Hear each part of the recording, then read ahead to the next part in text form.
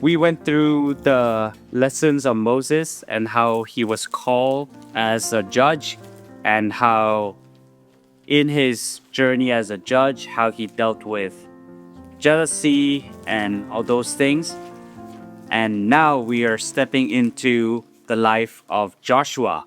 So we'll go through Joshua this week and next week. So imagine this, right? You had a leader as great as Moses. Now, Moses didn't think he was a great leader, right? Because he had a stutter and he had all these other factors going against him, and he felt like he was unqualified, but he was a legendary leader that managed to defeat all the armies of Egypt, not by his own means, but because he relied on God and led the Israelites out of the oppression and slavery of Egypt. And now they were standing in front of the promised land and all these things. So he had a very, very big, the standards were set high, and this was going to be a tough act to follow, right? It's kind of like, imagine if, I don't know, what's a big company? Apple, right? With Steve, what was his name? Steve Jobs. Steve Jobs. Whenever, I don't know how I blanked out on that. Just after Steve Jobs died, right? Imagine how much of pressure that the next person had. I don't even know what his name is. Tinker. Not a fan. Not a fan. I like Steve Jobs, but not a fan of the new guy. But anyway, so he had a huge role to fill. And I'm sure it was much bigger shoes than, Tim Cook had to fill for Steve Jobs. And I'm sure if you look at the Israeli army, right? I'm sure they had this weird mixture of feelings, right? So now they're really optimistic that they're finally going to enter into the promised land that was promised to them. But then at the same time, you got this new leader who you're not sure about. Yes, God did appoint him, but you're not really sure. And some mix of nostalgia, looking back at their, times in the desert. And then they're about to enter into a battle. So I'm sure some of them were nervous and all sorts of things, right? And Joshua's commissioning was that, it basically symbolized a new season that was to begin with both God's promise to the Israelites, and even if there was a promise, it was still uncertain. And here we see that leadership is less about qualification, right? Joshua, what made him qualified? Right? Does anybody know what made him qualified out in the desert? Other than the fact that he was a great fighter. So when they first came out of Egypt and into the desert, they first spied on the promised land, and everybody was saying, we're not going to be able to defeat them. We're not going to be able to defeat them. Who were the two people that disagreed and said, with God's help, we can actually do this? Joshua and... Moses? No. Peter? No. Wait. Peter's New Testament. Oh. Caleb. Joshua and Caleb. They were the only two that said, no, we can actually take them down. And then God said, okay, because Caleb and Joshua believed in me and y'all believed in your abilities, nobody's going to enter the promised land other than the kids who are under the age of 18 right now and the new generation that's going to be born in the desert.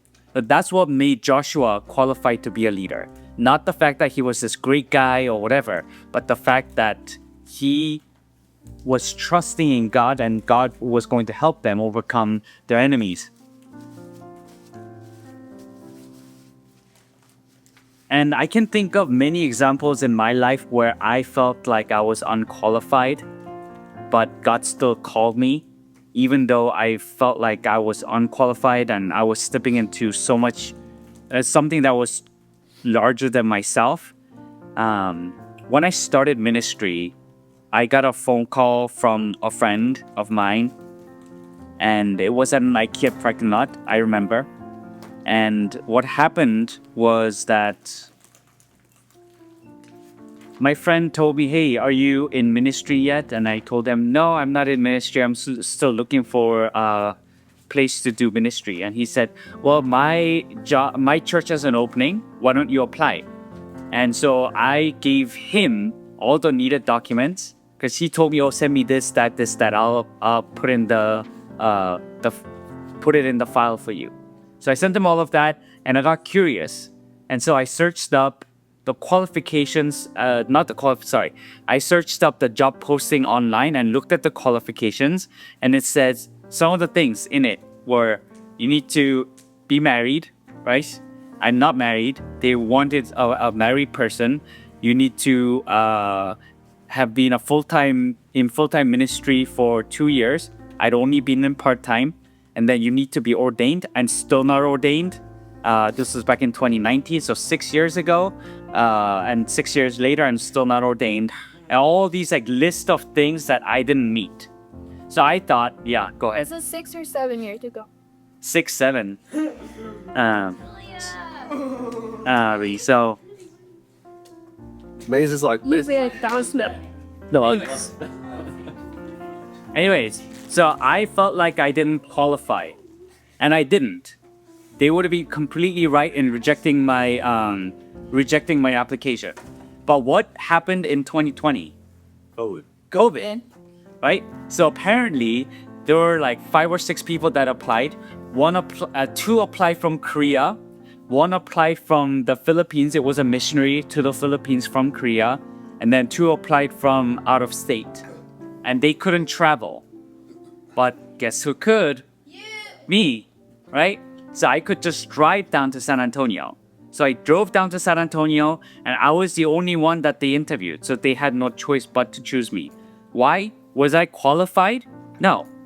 Was I this great preacher who could, like hermeneutically dissect the Bible and like preach like life-changing messages every message? No, I wasn't.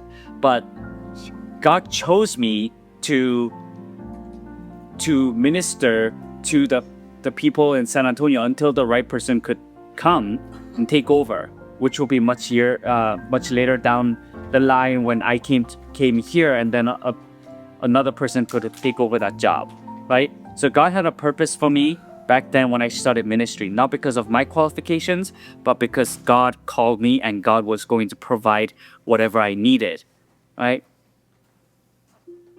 So God's instructions to Joshua actually serves as a guideline for anyone heading into what they feel like are impossible assignments for their lives. And you are going to come across these seemingly impossible assignments in your lives. So this is a great thing that God has this written in the Bible, so that we can always refer back to it and see how it all happened. And God calls ordinary people to do extraordinary tasks. So that's the first point. In Joshua chapter 1, verse 1 to 5 that we've just read, God calls Joshua while Israelis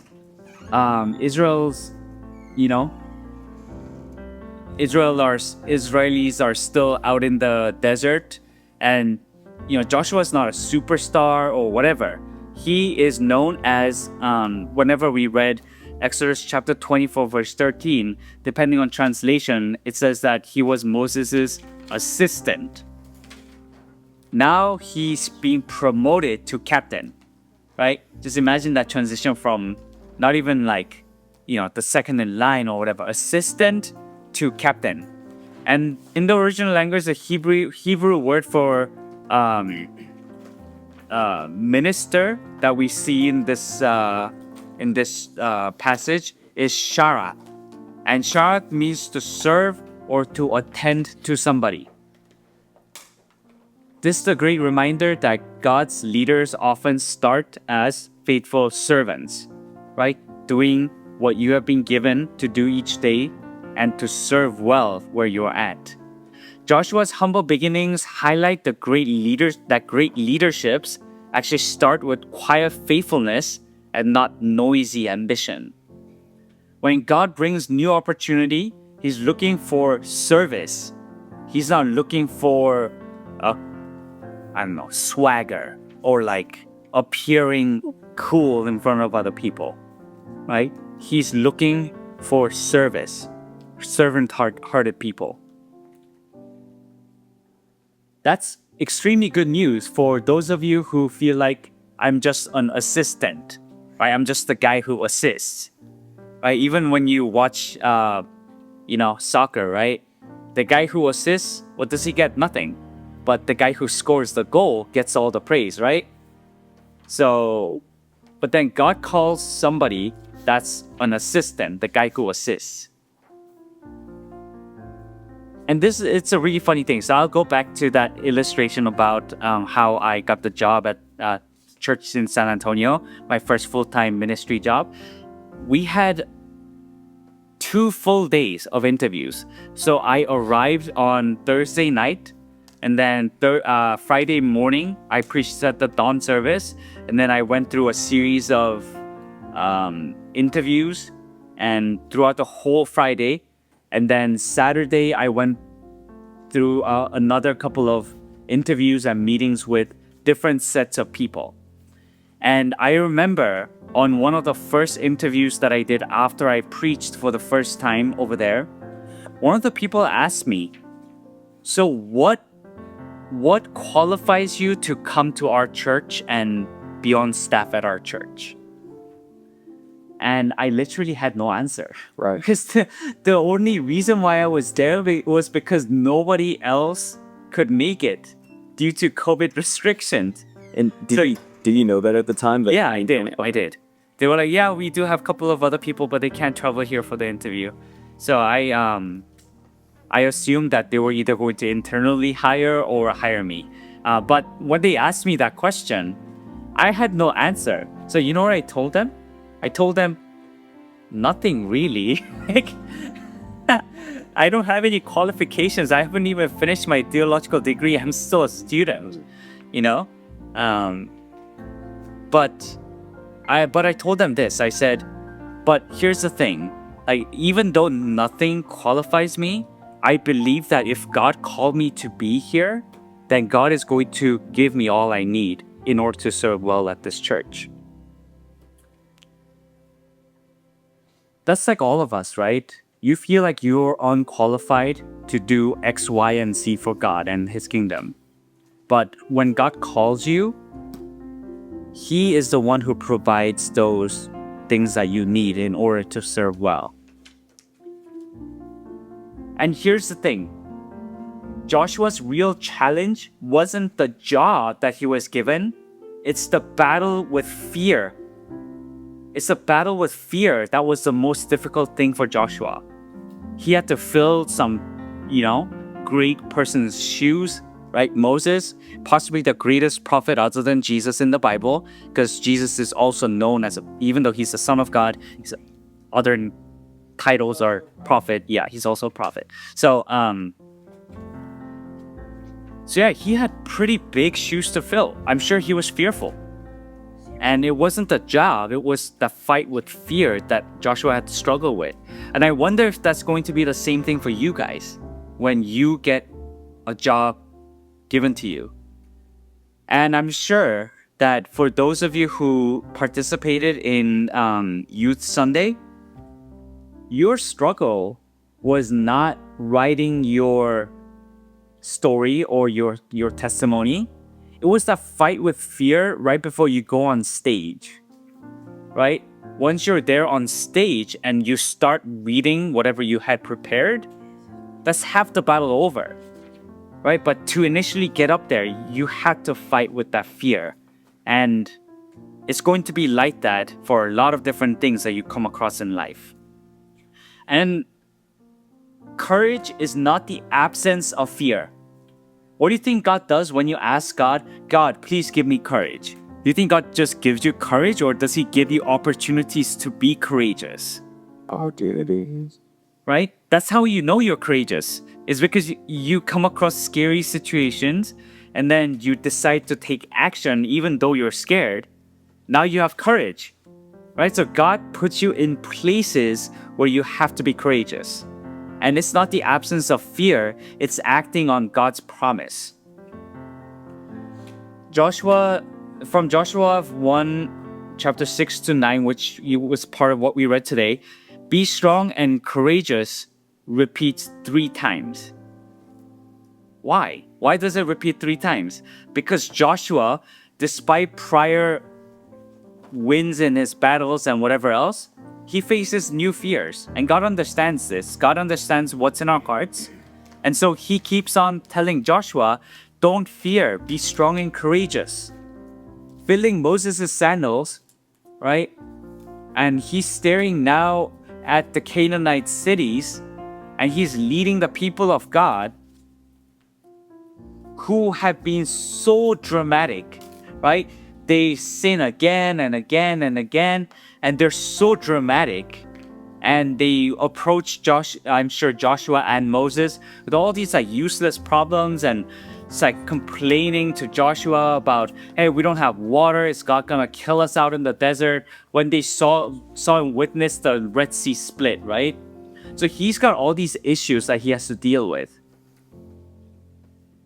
So I'm sure he's nervous. The original language, strong, is chazak, and courageous is amatz. And it's actually another word for gripping, right? Gripping hold of something. So it's like saying, don't let go, right? If you're gripping something, you're not letting go, right? So it's like grip and don't let go of this task that has been given to you. Even when it's scary, don't let it go. And amatz actually has 2 meanings, one physical and one emotional and mental. So it's telling you to be physically strong, like put your foot down, kind of strong. And it's also saying, take courage in your heart. So it's saying do both things. Both physical aspect of being courageous, right? Taking action, but also take heart. God's main purpose is to relieve Joshua's fears by assuring him, as I was with Moses, so I will be with you. That's what God tells Joshua. Courage is a result of remembering God's presence more than your problems, right? So you can't be courageous on your own whenever you come across these situations. You are remembering the fact that God is with you, and therefore you can take action and be courageous. Here's what I think is like so beneficial to be a Christian, because if you're not Christian, you have quite literally nothing to rely on. You've got your own self to rely on, but with God, you can rely on God. And I'm not going to lie and say new challenges are not difficult. New challenges are always difficult, and it can paralyze anybody to be inactive and take inaction, meaning like not take any action at all. Moving forward as God's people, or in your case as a person who's called, may require us gripping, right? Gripping in with all of your strength into God's promises and proclaiming that God is bigger than our problems. And what does God tell us? He tells us that I will not leave you nor forsake you. He doesn't say, oh, I will not give you any problems. He says, despite your problems, I'll be with you and I will not forsake you. Meaning that there will be problems, but God is going to walk with us through our problems. So when we look at Mark chapter 4, verse 35 to 41, right? You don't have to turn to this, but it talks about Jesus calming the storm. Does anybody remember what happened during calming of the storm? Yeah. He was sleeping. He was sleeping, yes. And then what did the disciples do? Wake him up. And what did the disciples tell him? We're scared. We're scared, yeah, essentially. He basically said, Lord, do you not know that we're going to die? right? They're super scared. That the thing is, I relate to him because I can sleep really good when there's a storm going on. No. My parents are waking up and like, did you hear the storm last night? And I'm like, huh? There was a storm on This is very different if you're on, right? So what are they doing? What are the disciples doing? They're declaring to God how big their storm is. Now, what does Jesus do? He rebukes the storm, Be not afraid. right? Other than that, right? He goes to the storm and he rebukes the storm. And in the name of God, he rebukes the storm and the storm calms down, right? So what can we learn from this? We don't need to declare to God how big our storm is. Of course, right? We do need to express our problems and all of those things to him. But we don't need to declare to the storm. We don't need to declare to our God how big our storm is. We need to declare to the storm how big our God is, right? Because our God is the God who can calm storms in the name of God, right? So I just want everybody to remember, declare to your storms about how great your God is. Did you read Matthew 17:20 by chance?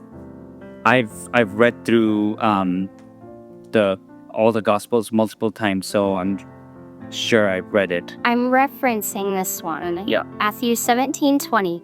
Because of your little faith, he told them, for truly I tell you, if you have faith the size of a mustard seed, you will tell this mountain to move. Yeah.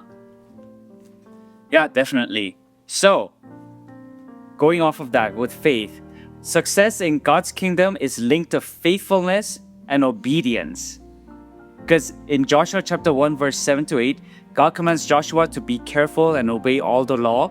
Do not turn from it to the right or to the left. Meditate on it day and night. And this isn't just a motivational speech. It's actually what I would like to call manual labor for the soul. It's hard. It's difficult. It's difficult to read your Bibles every day. It's difficult to... sometimes it's easier to fall into sin than it is to avoid that sin. Oh, yeah. Right? And God's way is not a shortcut to living life. It's the long way round. But if we truly desire God, we need to daily exercise our souls and obey God's commands. Not because that's what's going to get us to heaven, but because we've already earned that when we accepted Jesus Christ into our lives. But because we have already been saved, we are responding to God's love by doing that.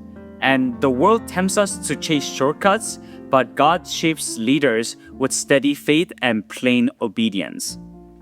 And sometimes painful obedience.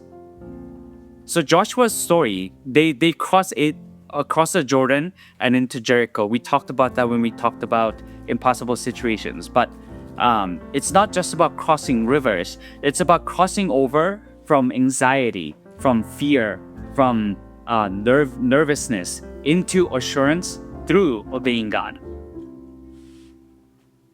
So let's summarize it like this. Joshua's journey from assistant to judge shows that courage, success, and legacy and legends are born from serving faithfully, remembering God's promises, and sticking to God's path.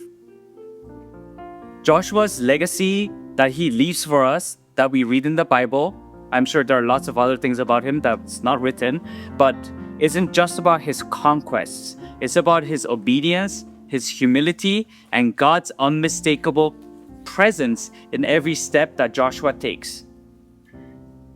As I was with Moses, so I will be with you. That's the best reference letter in history, right? God's reference letter to you. So where are you hesitating at the edge of a new challenge? God's call may sound crazy, but He's ready to part the waters for those who trust and serve and obey. God gives strength, courage, and success to servants, who trust his and this is talking about spiritual success, right? To people who keep his promises and walk in his ways.